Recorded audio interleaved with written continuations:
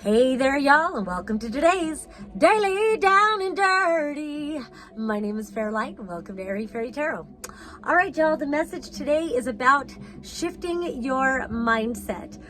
And so we start out with the Child of Science upright and the Nine of Science reversed. This is called despair. So normally people look at the Nine of Swords as like the worst card in the whole deck because it's just, it's a lot of trauma. Usually it's being stuck in a lot of traumatic, toxic thinking, and never being free from it. It's like being trapped in this endless, worrying about the future, worrying about the past, feeling guilt, feeling regret, feeling scared, it's like all of that. And I like that this is reversed and that this Child of Swords, Child of Science is upright, because it's like you're getting a new idea. You're breaking free from this. And even though it's not a 1, it does kind of feel like the Child of Science makes a 1 to make this a 10, so just to bring it to completion. But this Child of Science, it represents new ideas to bring you out of this mindset. It could be literal healing of trauma, and something about the new ideas that really wants to come through. It could be messages as well, but it could be reprogramming your own thinking and rewiring those neural pathways so that you come out of fight or flight and you get into the present moment where you have a choice point and you can really be present and aware of the choices that you can make.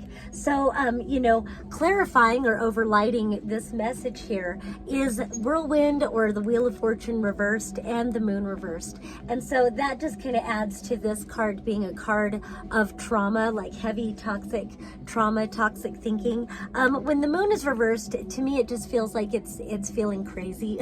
I don't know why I feel that. No, I'm just kidding. No, it's totally about being more than just confused. It's feeling crazy. It can be, again, looped in past trauma. It can be looped in toxic relationships or situations or circumstances. It can be looped in all kinds of things, toxic aspects of society, and not feeling like you can find your way out of it. And in fact, with this 10 of, or it is the 10, it's the Wheel of Fortune, it's the number 10. It tends to always indicate the completion of a cycle, but it's reversed with this Moon. And so it reminds me of a conversation that keeps coming up about how, in this society, we are, told as children, tell the truth, always tell the truth. And then so often we tell our truth and we get punished for the truth. And we get shown nobody wants to hear the truth. We just want you to conform. And if you think about it, there's not an honest fucking thing about conformity. And so what we get taught is that there are aspects of us that are unacceptable. And these are authentic aspects of us that are not acceptable. And so we become fragmented and relegated to the shadow realm. And you see there's these people over here in the shadows. And I feel like these people over here are the shadows of these people over here. And so, those authentic pieces of us get relegated to the shadows. And every time they speak their voice or they show their face, us, we automatically reject, deny, criticize, punish, and we push them back into the shadows. And so now what we're needing to do, and so then we wonder, like, why do things not work out for us, or why do things keep happening in a certain way? And I think it's because we need to assess these underlying belief systems that keep us looped in trauma.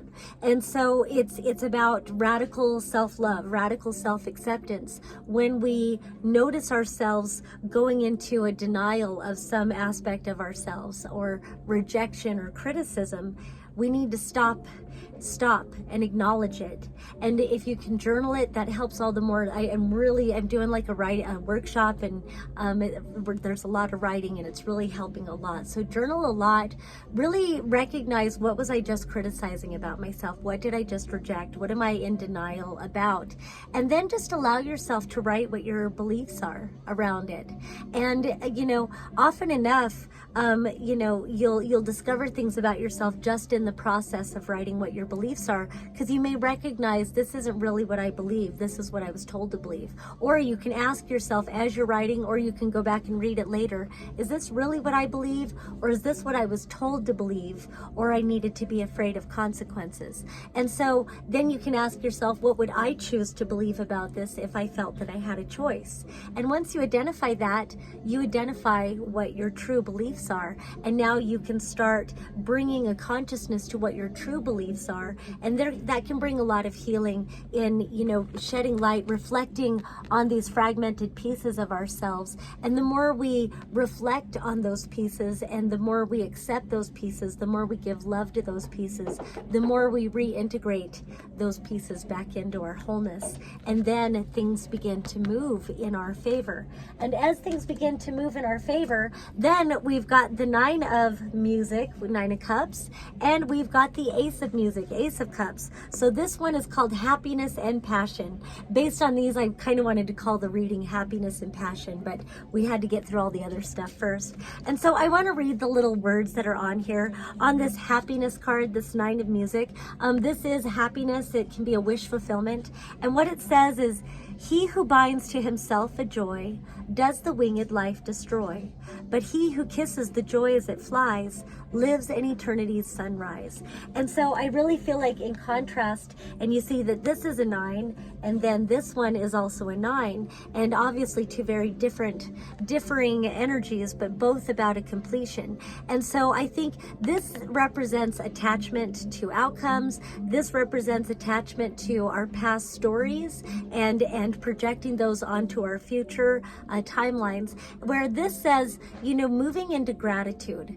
This is such about gratitude. I love this reading.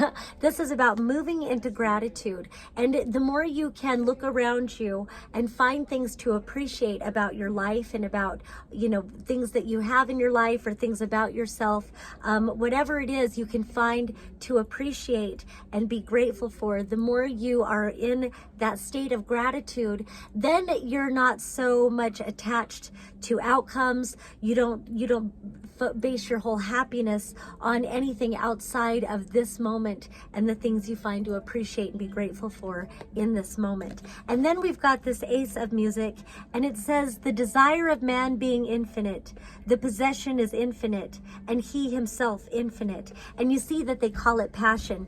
Really, this energy reminds me more of the Ace of Fire, the Ace of Wands, but I like that it's the Ace of Music.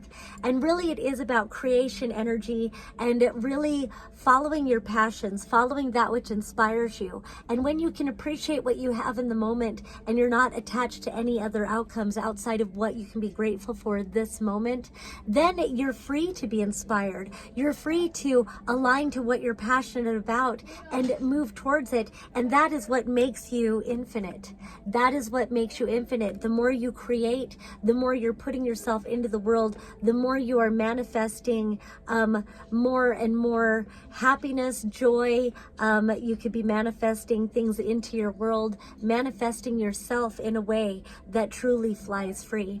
And then after that, this will be the last one, we've got the Ace of Painting, or the Ace of Pentacles, and it's generation. And I really like these two aces because it imbues the fire energy, but it's really the water energy.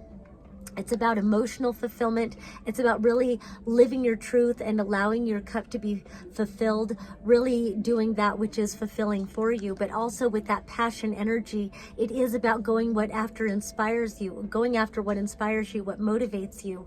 And then there's something about with this Ace of Pentacles, and this particular one always reminds me of like the Rider-Waite World card. And I've always felt that in that deck, the World card leads right to that garlanded opening on the Ace of Pentacles, so it's perfect. This is about really, aces are opportunities. They are doorways opening, and this is the opportunity to really plant seeds that you wish to cultivate. I mean, the seeds cultivating, always cultivating, and really, nourishing with this emotional fulfillment and the passion, really nourishing that which you wish to cultivate into your life, and really allowing yourself to be free to live the life that you truly choose. All right, that's all I have for today. If you would like a reading with me, feel free to hit me up on whatever social media you see this on, or airyfairytarot@gmail.com. Or you can come on into Instant Karma in downtown Asheville, North Carolina. It's your one-stop hippie shop. Come on in and get some cool clothes and tapestries and candles and crystals and whatever swag you want. Peace and love until next time.